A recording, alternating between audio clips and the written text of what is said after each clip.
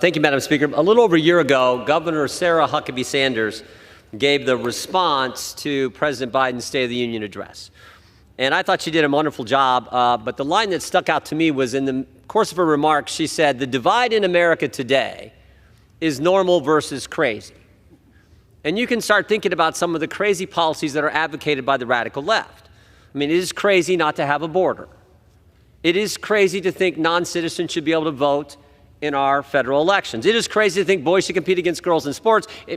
How about this one? It's crazy in my mind to let a Chinese spy balloon fly clear across the country and then shoot it down.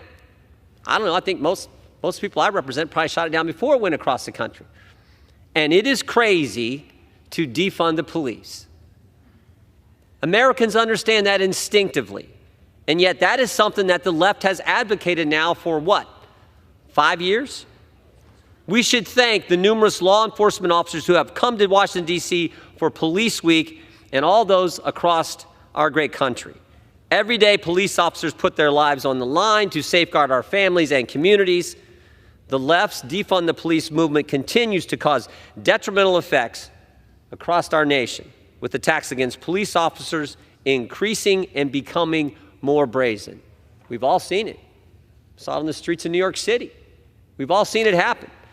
The harmful rhetoric that has demoralized our police officers and directly impacted their ability to maintain public safety. Law enforcement agencies across the country are facing challenges in recruiting and retaining qualified law enforcement officers. That's why I supported the bill that we just passed. The gentleman from Maryland was right on that one. This resolution is exactly what's needed. Congress must declare that we oppose the defund police rhetoric. House Concurrent Resolution 106 seeks to correct these false and harmful narrative by explicitly condemning efforts to undermine law enforcement agency. This resolution acknowledges and expresses the gratitude of Congress for the dedication and commitment shown by the men and women of law enforcement. Law enforcement officers and their families serve and make sacrifices every single day for the good of our communities. This resolution is rooted in common sense,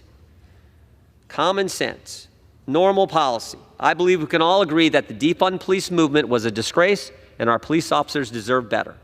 So let's all work together, take a stand against cutting our police department funding and calling for not abolishing the police, but actually funding our law enforcement officers, again, in our municipalities, in our counties, all over our country. I urge my colleagues to support the resolution, and I yield back the balance of